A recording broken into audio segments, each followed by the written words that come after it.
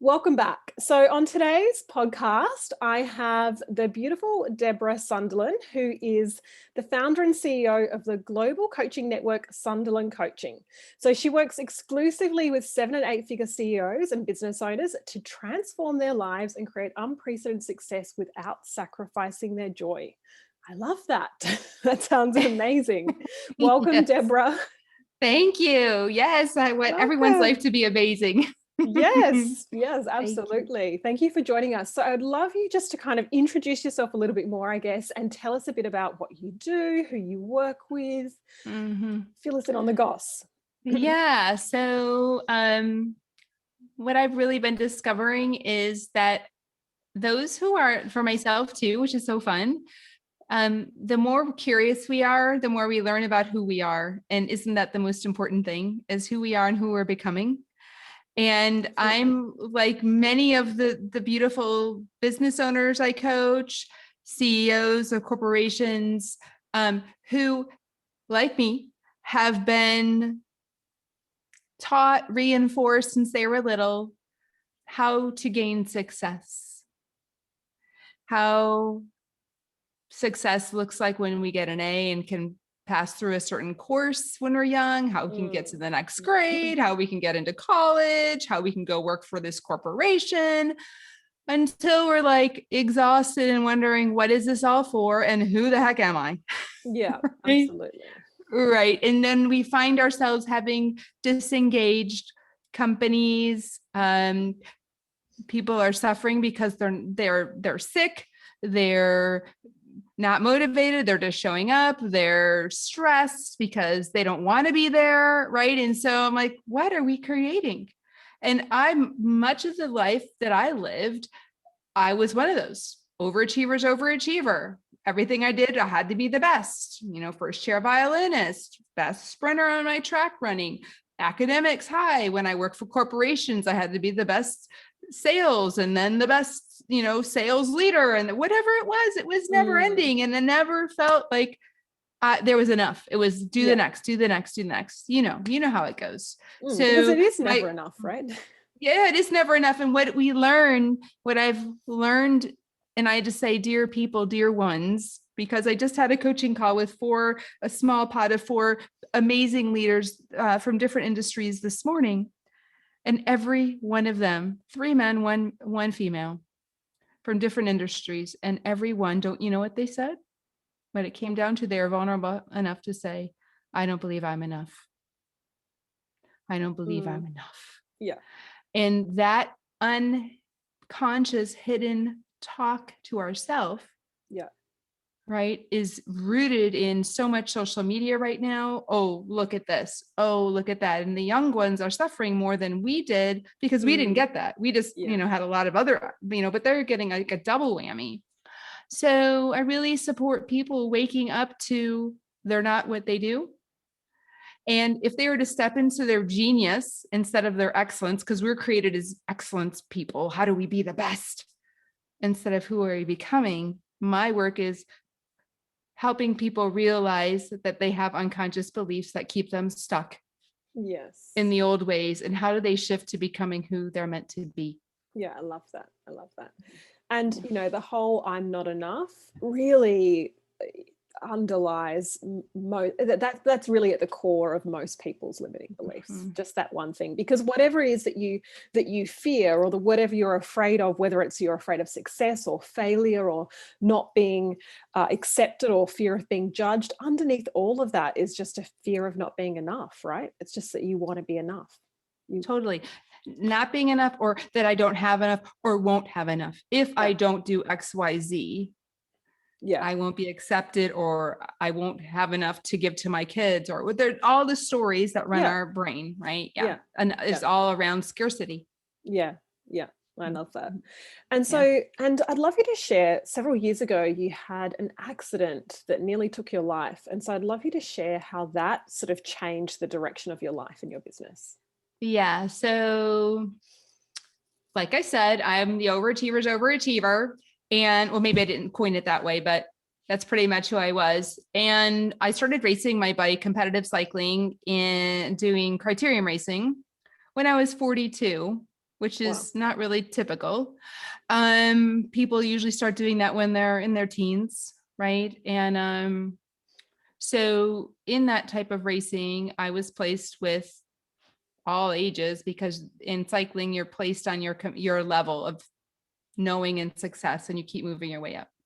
So I was placed in with all these young ones my first year, and to tell you how crazy my brain was and my thinking, I was number 2 out of 998 women my first year of racing. Now, I don't think it's because I was better or stronger, or I just think I was so much more pushed inside of myself to achieve. That's amazing. And that's what I believe CEOs, but that's what I believe, like the key huge CEOs are so successful or big business, they have that same drive in me. Yeah. You know what I'm saying? It's that, that, I'm going to win at all costs, right? Yes. Well, the amazing thing was, 8 years ago in June 1st, I was in a race and feeling great, thinking I'm going to podium. And the next thing I knew, somehow I was trapped by other cyclists. I don't remember this. I was told this later in the race, and I went plummeting to the curb. And in that plummet, I was told we were going about 40 miles an hour. 9 of my ribs were shattered. My lung was punctured. My shoulder was separated. My ear temporal bone was broken. And most importantly, my skull was cracked, and the back of my brain bounced from the back to the back of my skull, and then it bounced to the front. And that bouncing caused a lot of bleeding in my brain, and I started convulsing. And the race doctor came running to me, and long and short of it, they raced me to a trauma 1 hospital, and they called my family and said, we don't think she's going to live. You need to, because of our brain. But the cool thing was, so I was put in a coma, and for a month, they tested to see if I was going to be okay. They plated my ribs, and then they finally released me to therapy to learn to walk, talk, cut my food again, and heal. And when I left, this is the funny thing. This is for all of you, and knowing and not knowing how important your thinking is to yourself. The neuro doctor came in right before I left the hospital to go to therapy, to go home and then be in therapy, where a van had to come pick me up because I wasn't allowed to drive for months. He said, now you're going to need to rest, and just know that it's probably going to be 2 to 3 years for you to be okay. It's going to take that long for your brain to heal because you have a severe brain injury. And I was not hearing it because he's talking to a severely brain injured person. When you don't have a brain that works, your whole body, nothing works. Nothing works. Right. And so I'm taking it in. But the one thing I knew was, no, hell no, it won't. I'm rejecting that thought. I'm not believing that thought. That's not the thought I'm going to believe. Yeah. I love that. Yeah. And so when I finally got home and was lying in bed, I said, okay, I'm going to get sad, angry, whatever it is, for 2 weeks. Why me? Blah. And then I'm moving forward. But most importantly, I need to know, why am I here? Why am I here? Because I wasn't supposed to live. And it for sure is all heck, wasn't for me to go back to getting a lot of things done and achieving and helping other people achieve and get their wins. That's not the answer. No. So I said, God, universe, you need to show me. I have no idea, but I need you to show me. So 8 months later, I was back on my bike, and my coach is like, holy cow. It's amazing. You're exactly where you were with your power. My brain was still healing, but my power and everything was where I had left off in my accident. I was able to drive again. I was dropping my children off to school, and this is the transformation. My son is getting on a train in a very affluent town in Chicago. He's 16. My daughter's 11. She's seeing him get on the train. She's going to her school after that. She's sitting in the back. She sees him getting on the train with all these affluent, wealthy people. I tell you this for a reason. They get on the train. I drive away, and I hear her little voice say to me, I still hear it, Mama, why does everyone look so unhappy getting on the train, going to work? I was like, oh my gosh, I know. all I could say is I agree with that. It just touched my heart so much. I dropped her off and I went back home and I got on my bike and I was just about to cross those railroad tracks 10, 15 minutes after she made that comment, and my purpose hit me. Here's what I heard. Thank God I almost died doing something I love doing, and I was awesome at it. These dear precious people are dying a slow death every day, doing something they don't most want to do because they think they have to, and they don't even realize it. I am here to wake them the hell up to their life. That was it. That was my purpose. That was my shift. So then I was like, okay, well, how's that going to happen?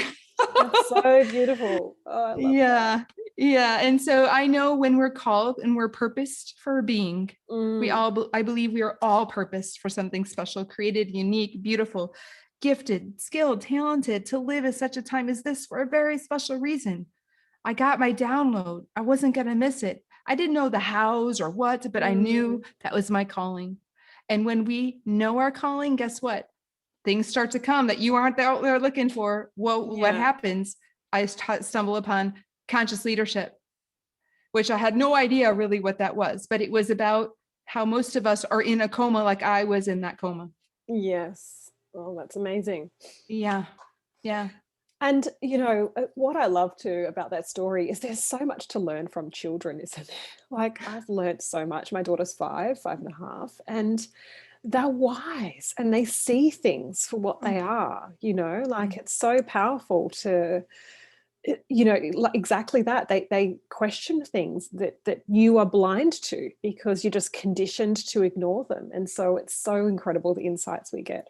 But I love that's such a beautiful mission to wake people up. I mean, most people on the planet are in a coma, thinking that whether you're a powerful CEO or not, whether or not you're working in a supermarket, on the checkout. I mean, there are so many people just going through the motions, hating their life, thinking they have no other options, no other way. That, last week I was away with family and we're just sitting around a dinner table, and as we got up, we're having a conversation about something, and one of the people there said, well, who said life was meant to be fair? And I just thought to myself, like, just hearing that, it was just like, it's just like this acceptance that life's going to be hard, that it's not fair, that who said it's going to be fair and easy. It's like, well, you decide, you get to decide what it's like, right? I love that. And see, again, I love that your daughter, you see that in, and we all had that at one time. We were curious and we wanted to go out and play with our friends and tear around the place. And when our mom called us in at night, we're like, no, we want to keep playing. And then at some point we lost that curiosity and that fun. And now we think we're set to, this is how it has to be. Yeah. No, it doesn't. No, it doesn't. And so my work is about how do we get out of the coma? Like I was in a coma to heal. The reason I was put in a coma, which most of you know, is so that my mind would not be thinking. Yeah. So that my brain could rest. Well, how many of us even rest these days? Yes. We don't pause. We're on overdrive. And we've got these downloads and we're just being reactive to them. But when we pause, it gives us the opportunity to wonder, what am I telling myself? What am I believing? Do I want to believe that? Because like you said, it's a choice. If we don't want to live the life of whatever it is we don't want, it's our choice, but we got to know what we're thinking, because what we think creates our emotions, right? The emotional intelligence, and then it creates behavior. If we want a different result, it's not going to just be changing the behavior. We got to know what we're believing, which we're unconscious to. Of the 65,000 thoughts that come in our mind, we're unconscious to most of them. Every 4 seconds, we're not present. We're in the future or the past. And when we're in those places, it's a scary place, because the ego, the part of our brain, the amygdala that wants to keep us safe, is looking for what's wrong. It's wanting to keep you safe. So it's alert, alert, alert, alert. It's not looking for, oh, joy. It's looking for safety, safety, safety, safety. And it keeps us in a little cave. It keeps us stuck. And when we go to the future, it's like, oh, I don't know that, so I better not go over there. Oh, that's scary, because it doesn't know and it doesn't like the future. And the ego doesn't like, it holds on to the past, and it creates sadness and it creates frustration and resentment because it doesn't want to let go to there because, oh, that was just wrong and that's not going to help you now. Right. And that's what we do. But when we come back to our breath, which I learned in my healing is one of the only things present in our body. You know, obviously I had to breathe. So they, in a coma, they put me, because I was in a coma, I couldn't, they had to put me in oxygen, right? It kept me alive. Without that, I would have been dead, right? The brain could rest, but the breath must be present constantly. And to come back to the breath and be present and not be in the chatter, let the brain be calm, like being in a coma, but just you choosing to put it there and being with the breath. I'm just getting a download in myself right now. Just picturing that, oh, can I be still like a coma and just stay with my breath and appreciate that breath and be present to now, right? Otherwise, we're just going to be running amok. Yes. Yeah. Yes. Yeah, absolutely. I mean, we all live on this autopilot, you know, this autopilot with limitations from the past and fears for the future. And it's only when we, and you know, one of the things I help clients do is really start to understand what that chatter is, like what's going on there, so that they can shift that. Because if you just keep going unconscious, your life's going to keep repeating itself, right? And you're just going to keep on the same path, because most of those beliefs we pick up as children. You know, we pick up before we're 7, before we even know what's going on. And we don't even realize what they are, right? We don't even realize what they are. So we need to be aware so we can interrupt them. So tell me how, so you wake people up, by shining a light on how they're keeping them stuck. Like, can you explain, you know, how you do that and what are the biggest things keeping them stuck? Yeah. So what I do is I always look at results, because results never lie. What sort of results? They always, what do you mean? Any kind of result. It always shows what we're committed to. So we can say we want to weigh, I'll give an easy one. We want to weigh 10 pounds less by the end of May. Mm-hmm. We get on the scale and we've lost maybe 4 pounds. We're committed to that because that's what we have. It's not like someone was shoving something in our mouth to eat or not exercise or whatever kept us from that. We have an unconscious behavior that was orchestrating that behind the scenes, right? There's a lot there, of course, of learning. But the issue is we say we want something, but we don't have it. We are unconsciously creating what we don't want or don't have. So that's why I always start to tell me the 3 results that you want change in. That's why I always tell people, we go right there. Tell me the 3 right now that you want to see change in. And then we go backwards. I get to their belief system. Mm-hmm. What do you believe about this person that blah, blah, blah, blah, blah, blah, blah, blah, blah, right? Yeah. Right. And then how do you feel when you blah, blah, blah, blah, blah, blah? Then how do you act when you're telling yourself blah, blah, blah, blah, blah, blah, blah, right? Yeah. Because again, they don't stop. And of course they get a defensive result that's going to keep them safe, and they're wrong, they're right, but right, and putting themselves in defense is what the ego does.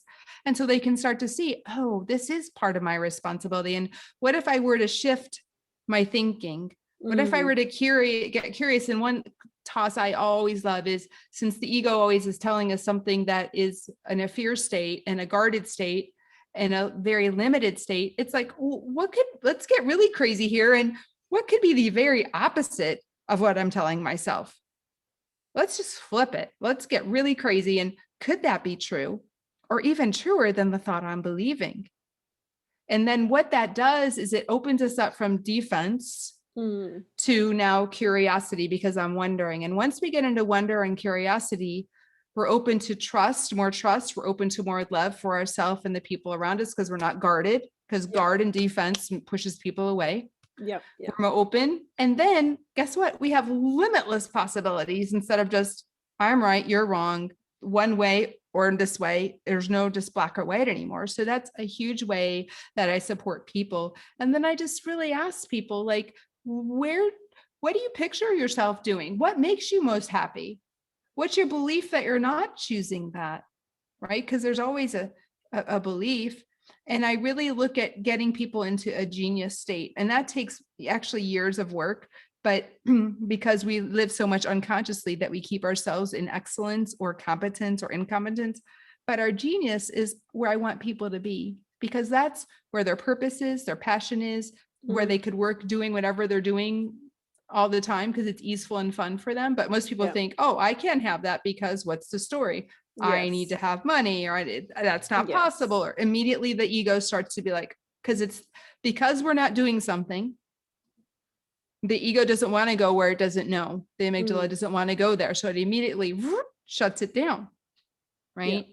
So it's just starting. The first thing I always tell people is I want you to just wake up to your patterns and wake up to your thoughts that you are unaware of right now. That's a win. If you could just start noticing what you're telling yourself, let's just practice that, because you haven't most of your life. Let's just start with that. Yeah. With no blame or shame. Just be like, oh, isn't that interesting that I have that thought? Yeah. Yeah. And you know, what I love too is when you just help clients realize what their beliefs are. You know, often I have clients say to me, when I say it out loud, I realize how stupid it sounds. You know, like when people realize what they've actually been believing, they're like, oh my God, that sounds like such bullshit. Why am I choosing to believe that? Because we just don't realize, I mean, everyone has very similar stories. Like, it's not like, I mean, underneath it all, they're very similar, but often we just don't realize. Yeah, we're all the same. We all want the same thing. We all want to be loved, safe, secure, have enough food, right? Have friendship. We all want the same thing. Yeah. But it's interesting. Oh, go ahead. And at the core of it all, we're seeking happiness. We're seeking freedom. Like, you know, all of the things that people want to achieve, it's, you know, one of the things I talk about with clients is what we want to achieve is the emotion. You know, like when you're striving to be number one, it's because you believe it's going to give you some sort of emotion, you know, whether it's pride or joy or happiness or that feeling of success. But the problem with always chasing an emotion or, you know, chasing a goal is that it's that the emotion's short-lived, right? It's when you can learn to embody the emotion you want now, you start to free yourself from the pressure. Because it's not an external thing anymore. Yes. We're not at the effect of what's outside of us. When we decide I'm going to choose to be joyful and focus on things that bring me joy on the inside, regardless, then that's the game changer. Because that's the thing we're chasing in our whole life is it's out there. It's out there. It's no matter what it is. Money, love, happiness, whatever. It's not out there. It's in here. It has to be in here. It will never be sustainable out here. It's a temporary. It's just like you said, it's a temporary. Because the thing is that whenever you reach that goal, you're going to set a new one. It's not like you're going to go, okay, I've hit this now I'm good for the rest of my life. Like, that's it. You hit a goal and you go, what's next? And you know, that's the vicious cycle. So absolutely, it's finding those emotions now from inside and letting go of chasing them. So and I know, you know, conscious leadership is something, you know, it's a big focus for you. So what are the most important aspects of creating sort of joyful, conscious leaders? Yeah. Thank you for asking. So it's first taking radical responsibility for yourself. That's the first commitment, is why I commit to living the life I most want to live. Because the only way we can get to joy is listening to, does my head, heart, and gut, my whole being have a yes? I call it my whole body yes to my decisions. Most of the time as leaders, we're like, yes, because a leader should do this and a leader wants to help. But most of those are no's, but we listen to it. So when we don't have our whole yes, it causes internal stress and strife inside of us. So the only way we can have joy is to start to listen to, what do I most want? And people say, I can't ask for what I most want. I'm like, yes, you can. You have a desire in your heart for a very specific reason. I think we've been gifted with our desires because they're coupled with our skills, our talents, our passions. It's all one big, beautiful ball. And so to listen to what we most want and to step into it, things flow easily. And that's the only way we get joy. So we want to learn, like, what's my belief where I cut it off? I can't have this, or that's not right, or that shouldn't, right? Why can't it be easy? Well, yes, it can. Yeah. Yeah. Right. Yeah. So that's the easiest thing for me to tell people is the reason you don't have joy is because you don't have alignment with yourself. And how do you teach someone to find that full body yes? Just Yeah. tuning into how they feel, or? Yeah. So I work on emotional intelligence, all three learning centers, IQ, EQ, BQ. So my first teachings are body intelligence, which is our first line that something is not for us. Actually, when something is not for us, you probably know this, our body pulls back, it tightens, the muscles get tight, the chest caves in, we get a fast heart rate, we don't breathe deeply, we have a shallow heart rate, breath, we have a shallow breath. That's a sign that something's not for you. Yeah. But what do? We just push through it. And so just being curious about your body, how is it respond? And then taking a pause instead of having to make a decision, can you be gracious to yourself? And what's the hurry, Murray? Take a moment, take a day, listen to yourself, right? But most people are like, I don't want to disappoint someone by saying no, or I don't want to, right? We're outside of ourselves, taking on more than our responsibility instead of just being responsible for ourselves, right? Yeah. So teaching them, how am I responsible just for myself, and raising up other people to be responsible for themselves, and how to recreate win-wins versus shoulds and have tos and fear motivation. But companies are run on fear motivation. Yes. And it's not working anymore, right? We've got more suicides and illness than ever, and we're producing more in the world than ever. And the most unhappy country is the biggest leaders is the country I live in, the United States. So what is that saying? Yeah. So, and then the other thing is to listen to the body when it wants to go forward, when it's like, yes, it's like your whole body's ready to go. So I work with that. And then emotional intelligence, I work on 5 main ones, joy, creative energy, sadness, fear, and anger, and a combination of all those, or one or two, and where are they located in the body, and what is it telling you once it passes through. Emotions only last 90 seconds if we allow them to come through us. The energy and motion that's generated from our thinker. And once it passes through us, we come back to our head and ask, it's interesting that I was having that anger, and anger says, this no longer serves me. So there's wisdom in each emotion. And so if I get curious, sadness means something needs to be let go of so something new can step in, right? Creative energy is something wants to be birthed. And it, and all these energies live in our bodies, and we know where they are. Sadness lives here. Joy lives here. What wants to be celebrated, and we don't celebrate enough. Right. Yeah. What wants to be celebrated? So listening to the wisdom of emotions. And then lastly, what is my mind telling me? And are they all congruent? And waiting for that if it's not. It must be such a new way of leaders working, right? I mean, that is not how you're taught to make decisions. No, it's only from the head. Totally. Yeah. Totally. From the ego part of the brain. Yeah. And that's definitely been something that, I've had to unlearn, that and I always talk about it being a lot of masculine energy, that sort of go, lots of strategy, lots of processes, got to make decisions, this is what we're doing, this is where we're going, problem solving.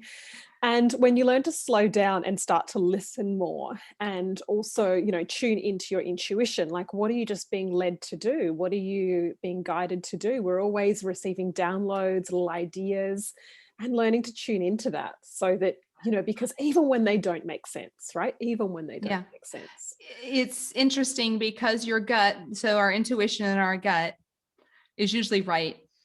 But when the ego gets in the way, it questions. Yes.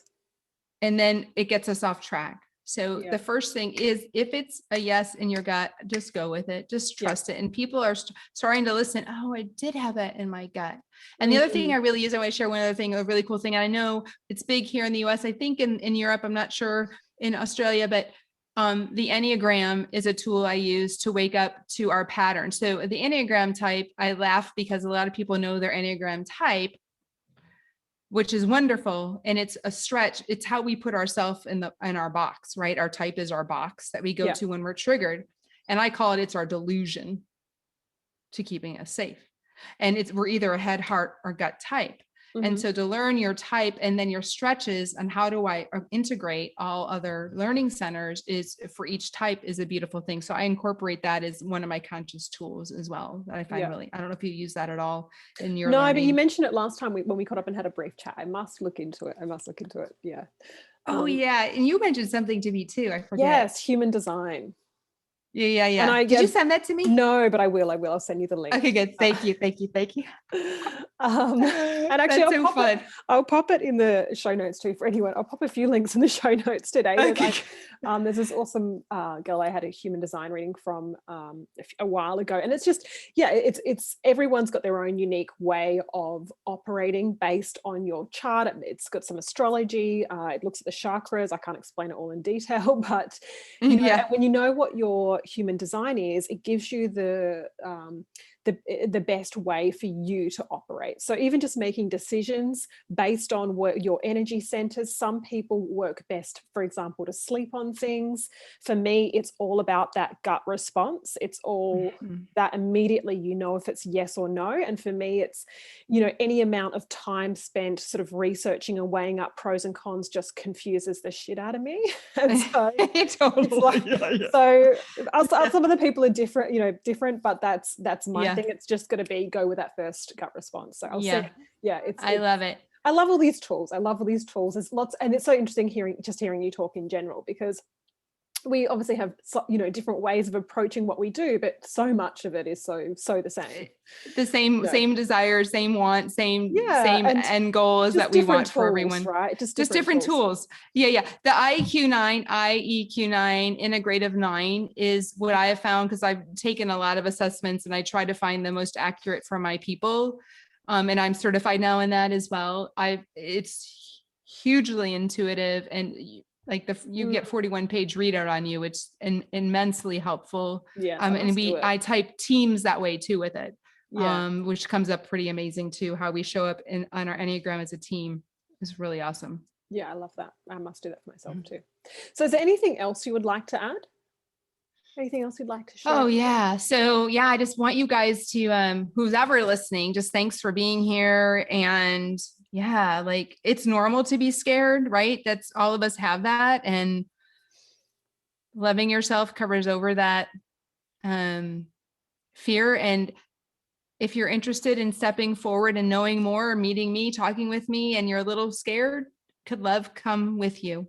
Could you welcome both of them to step forward in all you do? And if you want to reach me, I have a couple of ways you can reach me. One is I have a quiz, so you can know where you are in the world around your genius, your joy, or your excellence and suffering. It's www.beyonddoing. So there's 2 D's together, beyonddoingquiz.com. It will take you 3 or 4 minutes. You can connect to me by taking that. You can also let me know that you heard us speaking and reach out to me. And I'm offering a 30-minute complimentary assessment discovery session around you and where you are, where you want to go, where you're stuck. And you can reach me by Debra, Debra, at Sunderland, Sunderland coaching.com. And you can visit me on my website at www.sunderlandcoaching.com. Awesome. And that's it. Thank you. And you'll give me all those links, so I'll pop them in the show notes. So for anyone listening, go to the show notes. All those links will be there for easy access. So there you type go. all that stuff in, because who's going to remember that?